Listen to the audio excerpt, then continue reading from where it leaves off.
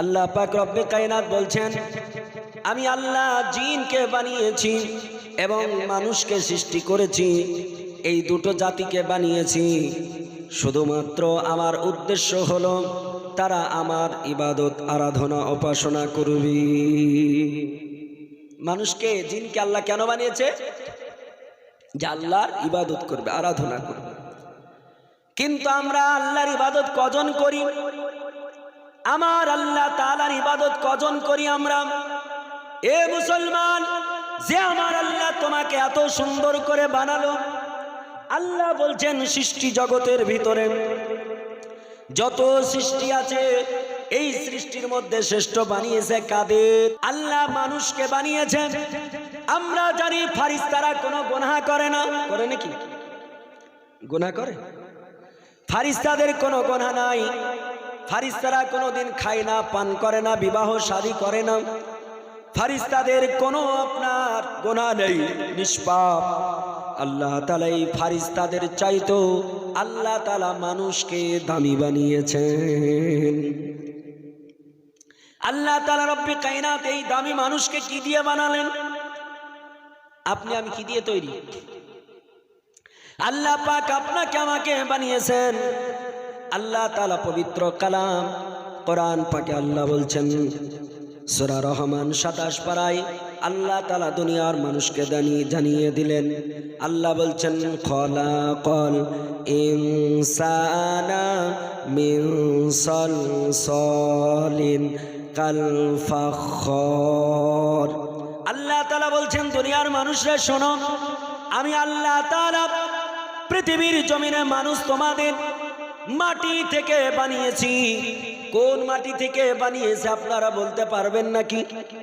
কোন মাটি থেকে বানিয়েছে গো? আল্লাহ বলছেন, খলাকাল ইনসানা মিন সালসালিন কাল ফাখর।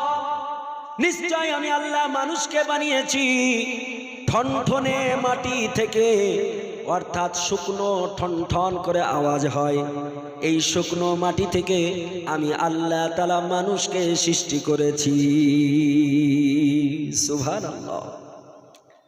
আর আল্লাহ বলছেন, বান্দারে, এই মানুষ আর আরেকটা জাতিকে বলেছি ইবাদত করো, তার নাম কি?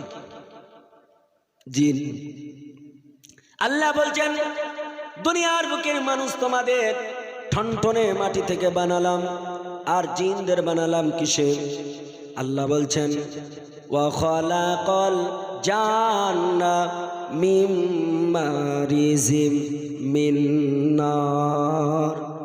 আল্লাহ পাক রব্বে কায়নাত বলছেন, বান্দারে, আর আমি আল্লাহ তাআলা জিনদের বানালাম অগ্নির শিখা হতে বানালাম।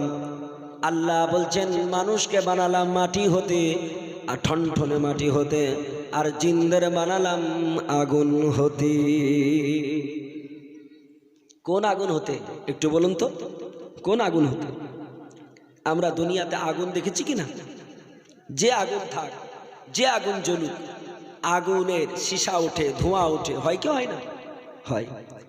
কিন্তু আপনি তাফসীর খুলুন, তাফসীর ইবনে আব্বাস, হযরত ইবনে আব্বাস রাদিয়াল্লাহু তাআলা আনহু তিনি আয়াতটার বিশ্লেষণ করেছেন, যেটা তাফসীর বলা হয়, যার বাংলা অর্থ ব্যাখ্যা বা বিশ্লেষণ।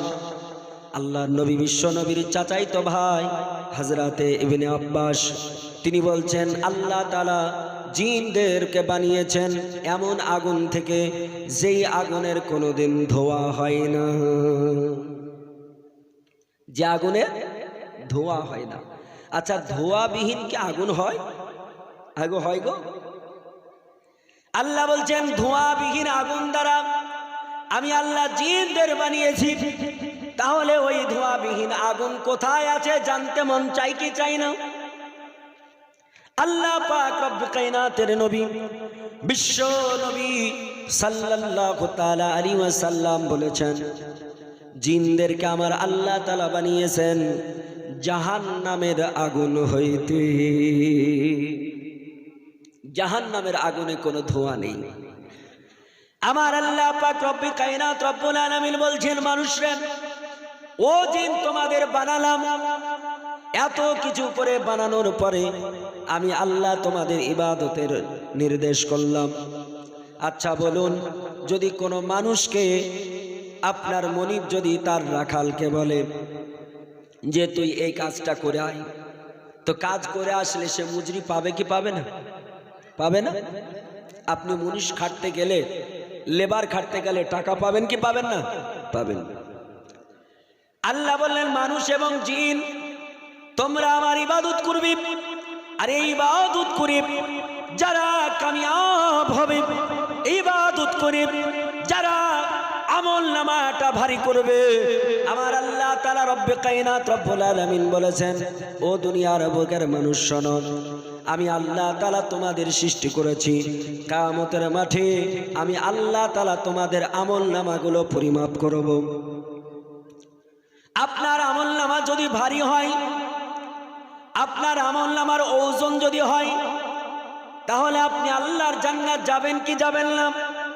যাবেন কি যাবেন না? যাবেন। কিন্তু এই জিনেরা জান্নাত যাবে কি যাবে না? যারা আল্লাহওয়ালা জিন, ইমানদার জিন, তারা জান্নাত যাবে কি যাবে না? আমি বলবো যারা মানুষ ইমানদার তারা আল্লাহর জান্নাতে যাবে, আর যারা জিন ইমানদার হওয়ার পরেও আল্লাহ পাকের জান্নাতে তারা যাবে না। আপনি বলতে পারেন হোয়াট ইজ দ্য ডকুমেন্ট, কোন জায়গায় আছে, প্রমাণ আছে কি? বলে হ্যাঁ, আমি প্রমাণ ছাড়া কোনো কথা বলি না।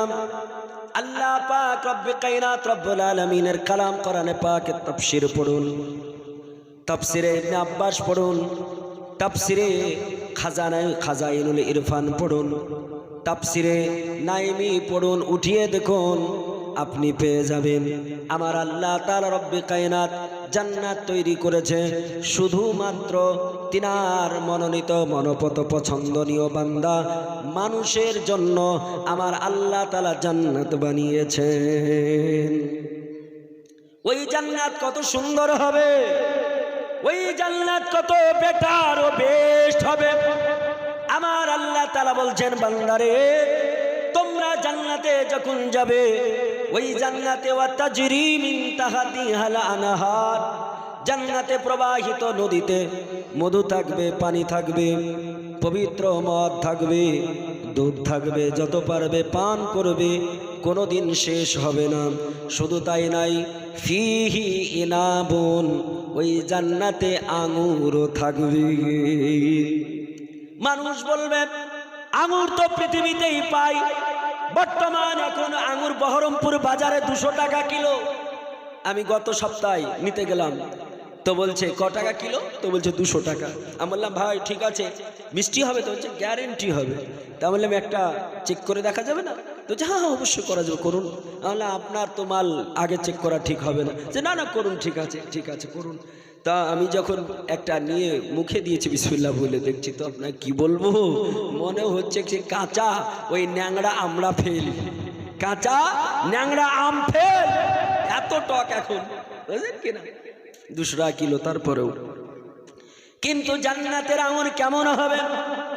ওয়া ফিহা ইনাবুন, যার ভিতরে আল্লাহ আঙ্গুর রাখবে, ওই আঙ্গুরটা এত সুন্দর হবে, পৃথিবীর জমিনের মানব আপনারা যদি একবার যদি খান তাহলে আর কোনোদিন আপনার খিদা লাগবে না।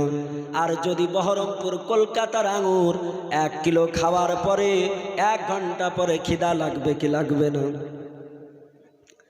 আল্লাহ পাক রব্বে কায়নাতের বান্দারা জান্নাতে গিয়ে যদি একটা আঙ্গুর খান আপনার খিদা লাগবে না, কিন্তু যদি আঙ্গুরকে আপনি জান্নাতে শেষ করে দেন হবে না।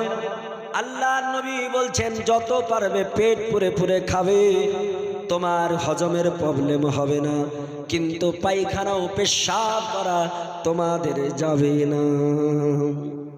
আচ্ছা বলেন, পায়খানা পেশাব না করলে আপনার মালটাকে খালি হবে নাকি? গোডওয়ান থেকে খালি হবে? হবে না। আর খালি না হলে খাবেন কি করে? জান্নাতে কোনো পায়খানা নেই, জান্নাতে কোনো টয়লেট নেই, জান্নাতে কোনো আপনার শৌচালয় নেই, তাহলে জান্নাতে আপনি পেট পুরে পুরে খাবেন। আমার নবী বলছেন যত পারবে খাবে, পেট পুরে পুরে খাবে, অথচ পায়খানাও হবে না, পেশাবও তার হবে না। তাহলে যাবে কোথায়? আল্লাহর নবী বলছেন যত পারবে পেট পুরে পুরে খাবে, খাওয়ার পরে তোমার ঢেকুর উঠবে, আর ওতেই আমার আল্লাহ তোমার সব খাবারকে হজম করে দেবে। সুবহানাল্লাহ। আল্লাহ তাআলা রব্বে কায়নাত রব্বুল আলামিন পৃথিবীর জমিনে আল্লাহ কি এমন কোন প্রমাণ রেখেছে যেই পৃথিবীতে কোন প্রাণী পেট পুরে পুরে খাবে অথচ তার পায়খানাও হবে না, পেশাবও লাগবে না? এই আছে গো, জগতে আছে এরকম যে পেট পুরে পুরে খাবে অথচ পায়খানাও করবে না, পেশাবও করবে না? একটা আছে তোমার? আপনার ব্রেন কি বলছে? নাই। আমি বলবো আল্লাহ পাক রব্বে কায়নাত প্রমাণ দেওয়ার জন্য দুনিয়ার কোনো মানুষ এটা প্রশ্ন করতে পারে জান্নাতে পেট পুরে পুরে খাবার খাবে, পায়খানা পেশাব থাকবে না, পায়খানা পেশাব করবে না, এটা কেমন করে সম্ভব? আল্লাহ পাক রব্বে কায়নাত দুনিয়াতে প্রমাণ তার দিয়েছেন। আল্লাহ বলছেন দুনিয়াতে যদি আমি এটা করে দেখাতে পারি, আমি আল্লাহ জান্নাতে পারি কিনা।